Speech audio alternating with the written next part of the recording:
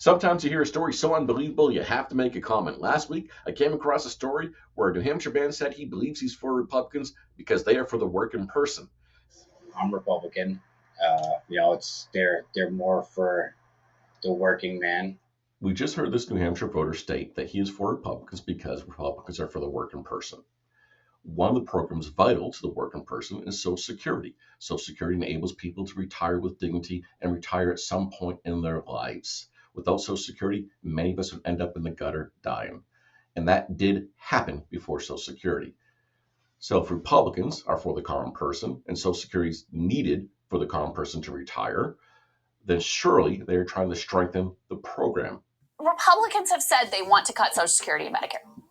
How does not every American in the country know that fact? So entitlement reform is a must for us to not become Greece. Democrats are pointing to your own documents to tell Americans that you are preparing to cut entitlements. The four top contenders for the House budget chairman, if Republicans win in November, all four of them told Bloomberg last week that they plan to use this debt crisis hostage technique to get things like Social Security and Medicare eligibility changes. When asked to get specific, many of them invariably mention the need to cut spending on these retirement programs like Social Security and sometimes Medicare. A list of some of the prominent Republicans floating this. There's Blake Masters, a Senate nominee in Arizona who recently made waves by calling for privatization of Social Security. Entitlements are going to consume the budget. There's Ron Johnson, the senator from Wisconsin facing re-election, who's called for shifting Social Security from a mandatory program to a discretionary program. We got to turn everything into discretionary spending.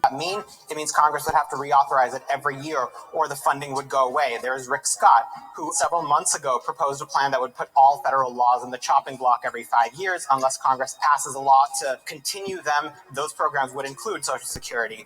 An 11-point plan to rescue America. All federal legislation sunsets in 5 years. That would raise taxes on half of Americans and potentially sunset programs like Medicare, Medicaid, and Social Security. Sounds like cutting Medicare and Social Security. Well, it's certainly putting it up for grabs. But John, that's, of course, the Democrat talking points. It's a No, it's in the plan. It's in the plan. But here's this thing about reality for a second. Let's talk about Medicare. But Senator, hang on. John. It's not a Democratic talking point. It's in the plan. For the last 25 years, Republicans have been trying to cut Social Security and to date have largely failed. The privatization efforts would have meant less Social Security for you because money would have been going towards fees instead of into an account to pay for Social Security. Reauthorization efforts means that Republicans could hold that bill hostage, saying they won't pass Social Security unless massive cuts are agreed to. Republicans have said this during hearings, they've said it during articles, they've written it down, they've created plans, they've done everything they can to tell people they're going to cut Social Security. Let's listen to this hearing. Unfortunately, here at today's hearings, there is not one Social Security recipient who is here to testify as to the benefits of that program. This is, in my opinion, a way for my colleagues on the other side of the aisle to look for quote-unquote new ways to slash these earned benefits by raising the retirement age and privatizing the program. The Republican Study Committee's most recent budget intends to cut Social Security benefits by $729 billion in the first 10 years. The Republican plan would also raise the retirement age to 70 years old, reduce benefits for everyone earning more than $60,000 a year, and privatize Social Security. When you see...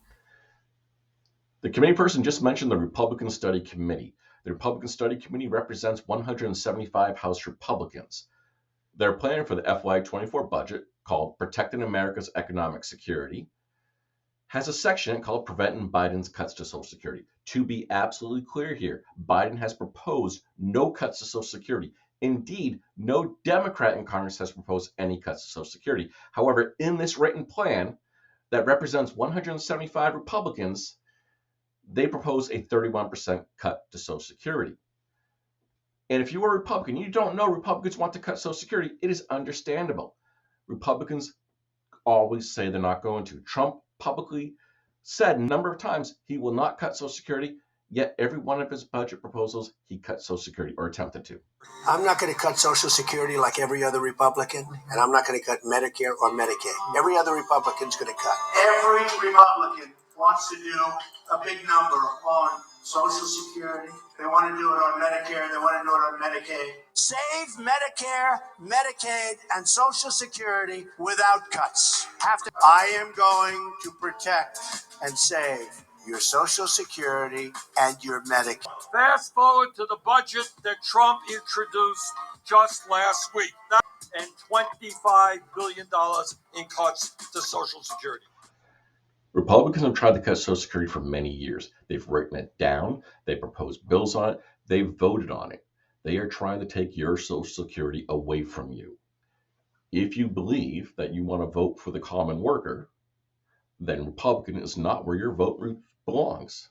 Republicans do not support Social Security, which is needed for a secure retirement for tens of millions of Americans.